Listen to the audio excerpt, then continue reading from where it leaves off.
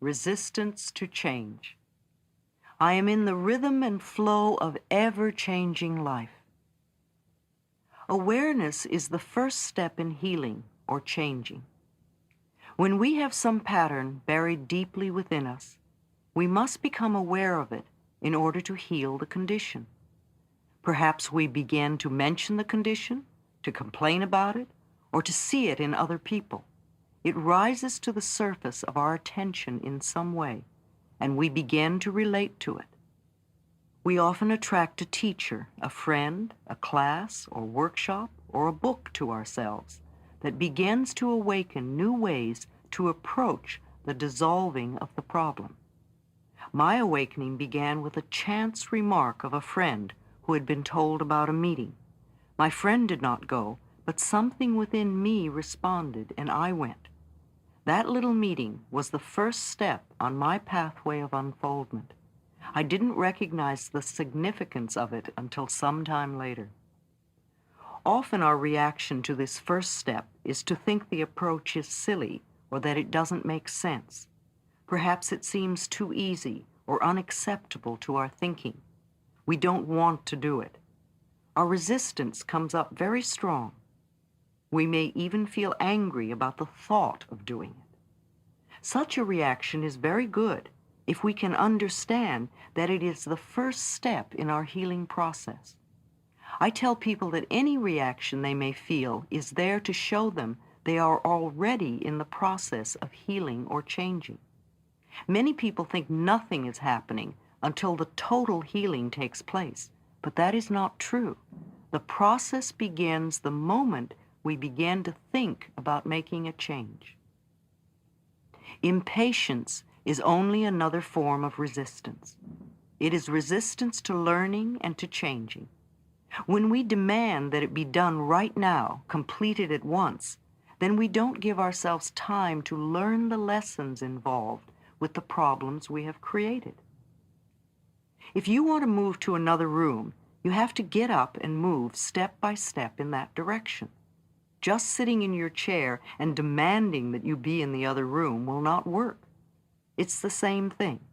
We all want our problems to be over with, but we don't want to do the small things that will add up to the solution. Now is the time to acknowledge our responsibility in having created the situation or condition. I'm not talking about having guilt, nor about being a bad person for being where you are. I am saying to acknowledge the power within you that transforms your every thought into experience. In the past, we unknowingly used this power to create things we did not want to experience.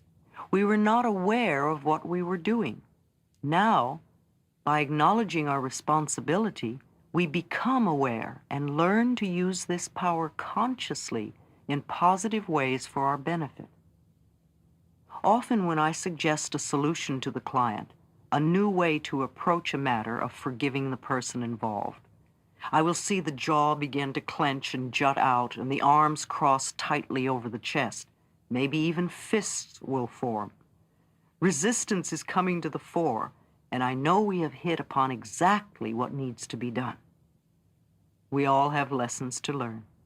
The things that are so difficult for us are only the lessons we have chosen for ourselves. If things are easy for us, then they are not lessons, but are things we already know. Lessons can be learned through awareness. If you think of the hardest thing for you to do and how much you resist it, then you're looking at your greatest lesson at the moment.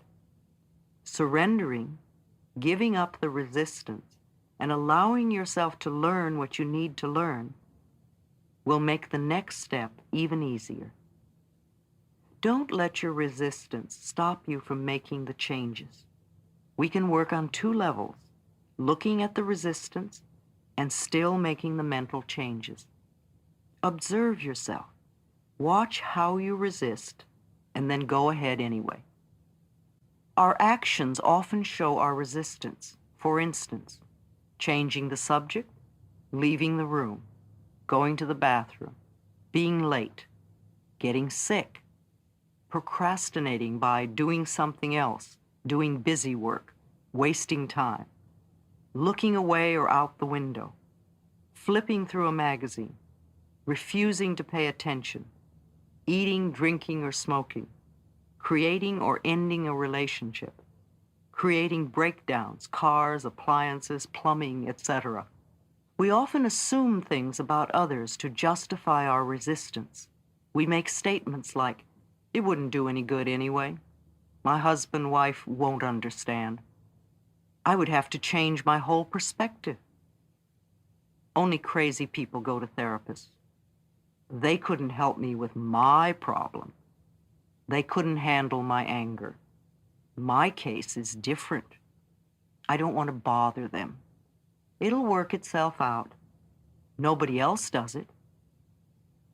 We grow up with beliefs that become our resistance to changing.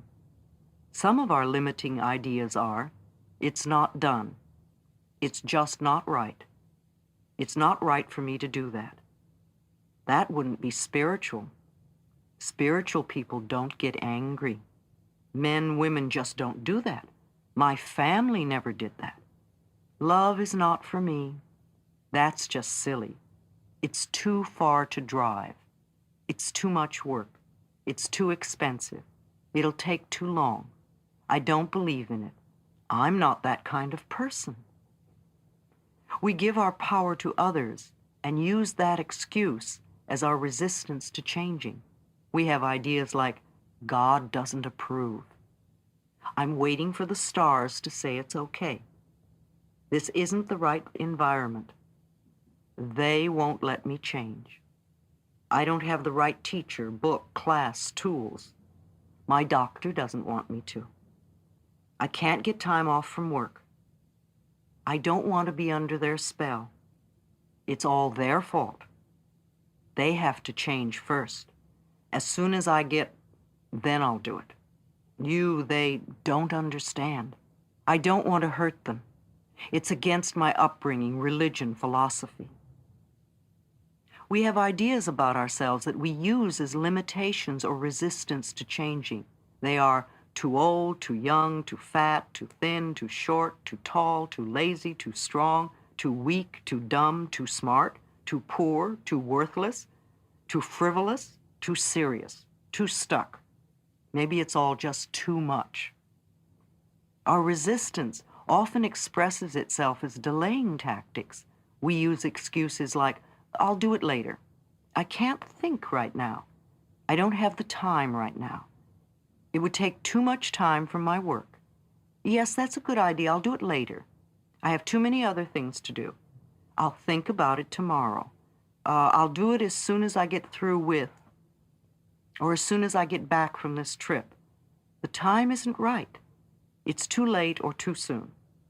Denial. This form of resistance shows up in denial of the need to do any changing.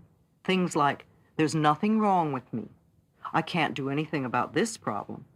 I was all right the last time. What good would it do to change? If I ignore it, maybe the problem will go away. By far, the biggest category of resistance is fear. Fear of the unknown. Listen to these. I'm not ready yet. I might fail. They might reject me. What would the neighbors think? I don't want to open that can of worms. I'm afraid to tell my husband or wife. I don't know enough. I might get hurt. I may have to change.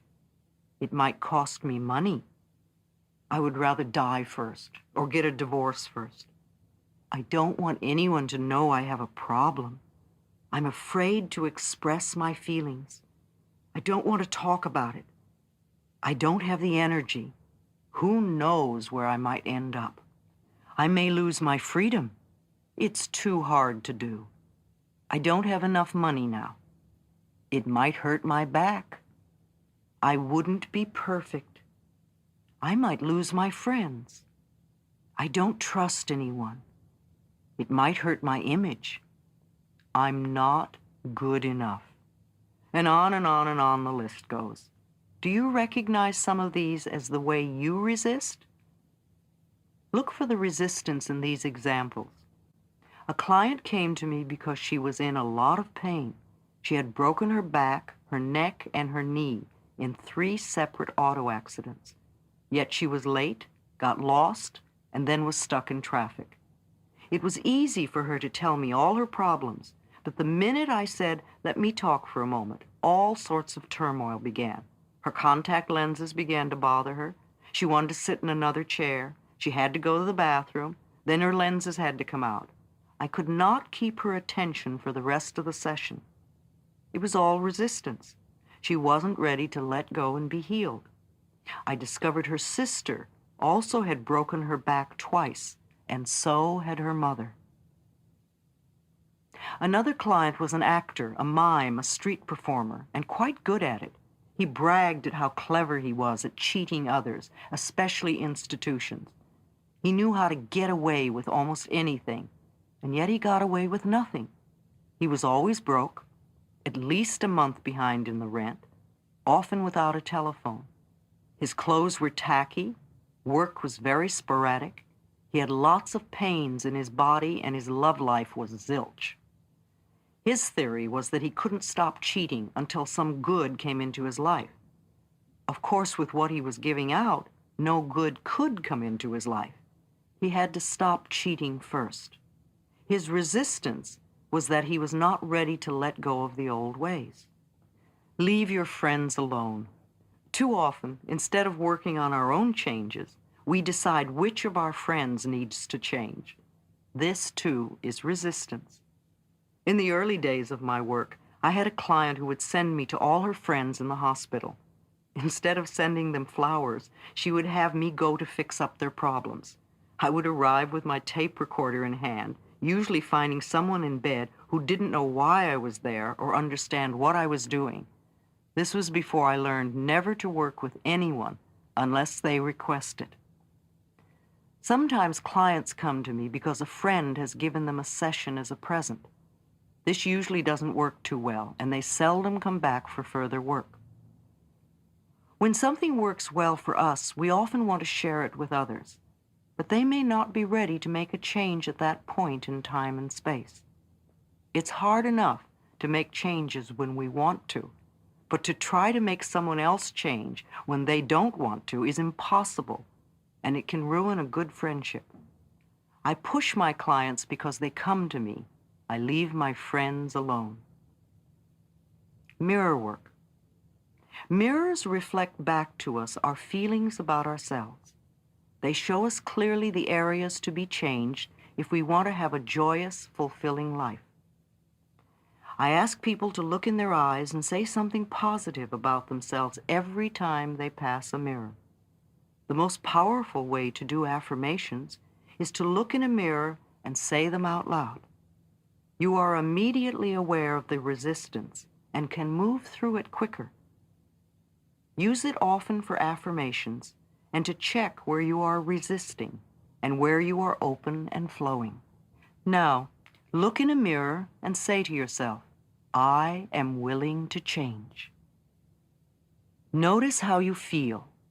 If you are hesitant, resistant, or just don't want to change, ask yourself why. What old belief are you holding on to? This is not a time to scold yourself. Just notice what is going on and what belief rises to the surface. That is the one that has been causing you a lot of trouble. Can you recognize where it came from? When we do our affirmations and they don't feel right or nothing seems to happen, it's so easy to say, "Oh, affirmations don't work." It's not that the affirmations don't work. It's that we need to do another step before we begin the affirmations. Repeated patterns show us our needs. For every habit we have, for every experience we go through over and over, for every pattern we repeat, there is a need within us for it. The need corresponds to some belief we have. If there were not a need, then we wouldn't have it, do it, or be it. There is something within us that needs the fat, the poor relationships, the failures, the cigarettes, the anger, the poverty, or abuse or whatever it is that's a problem for us. How many times have we said, I won't ever do that again?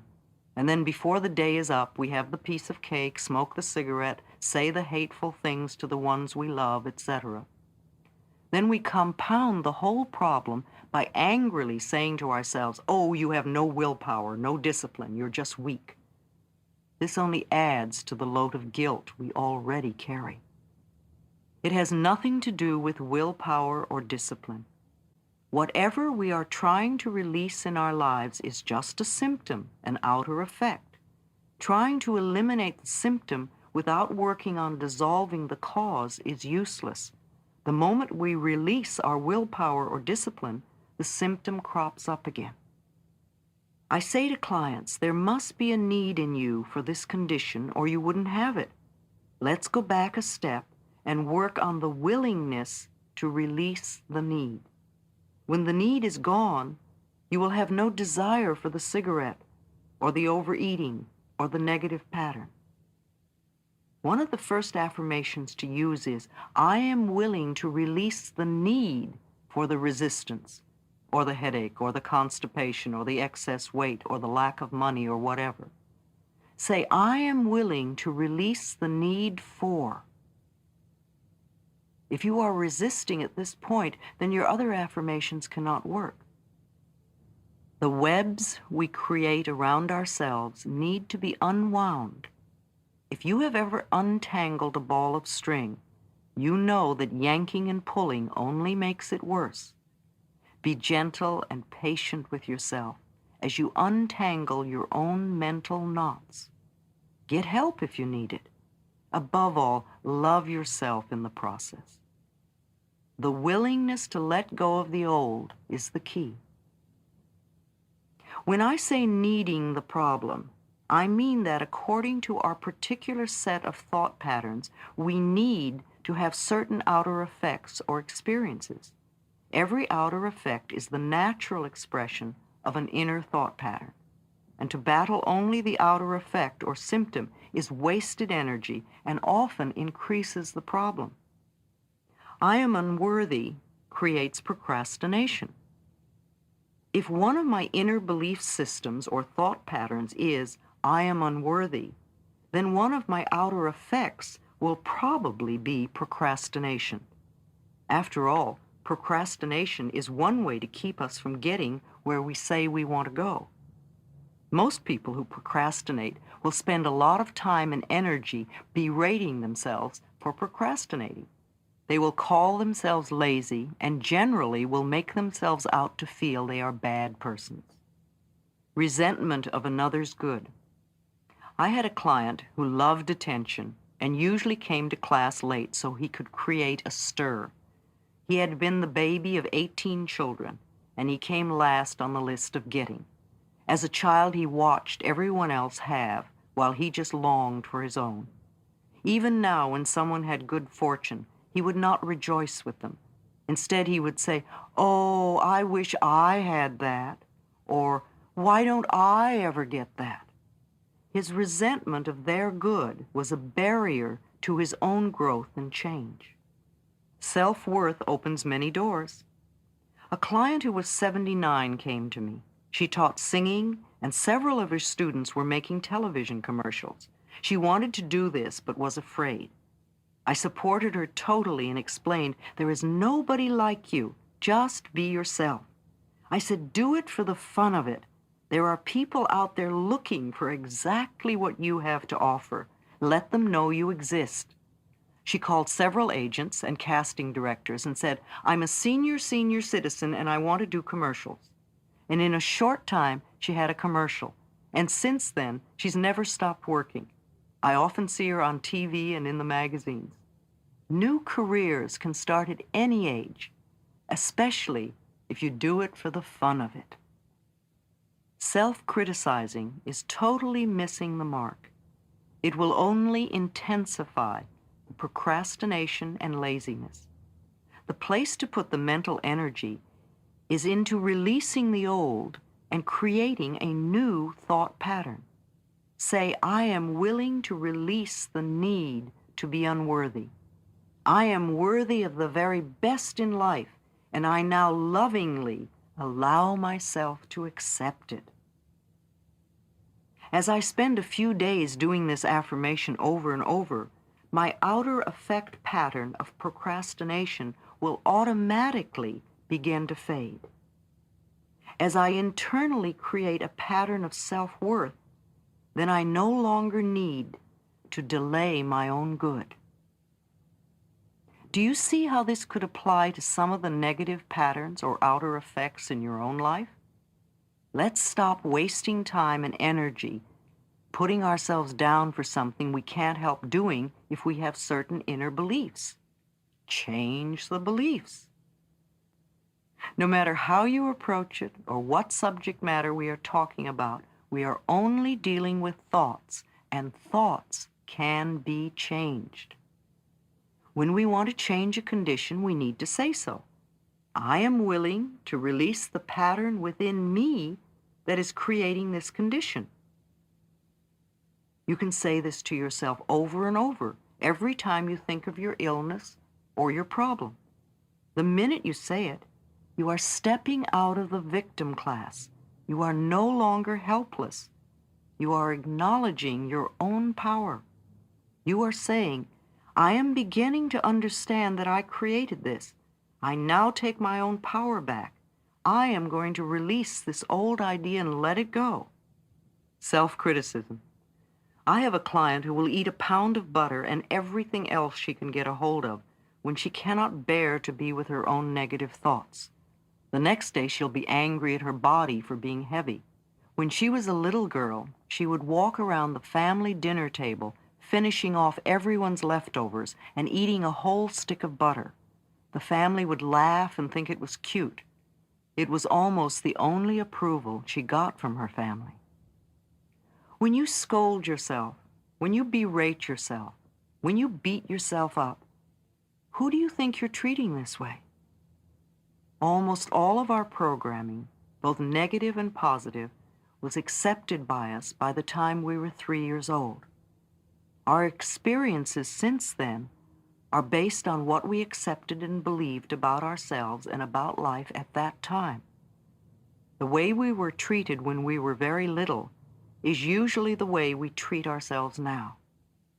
The person you are scolding is a 3-year-old child within you. If you are a person who gets angry at yourself for being afraid and fearful, think of yourself as being 3 years old. If you had a little 3-year-old child in front of you who was afraid, what would you do? Would you be angry at it?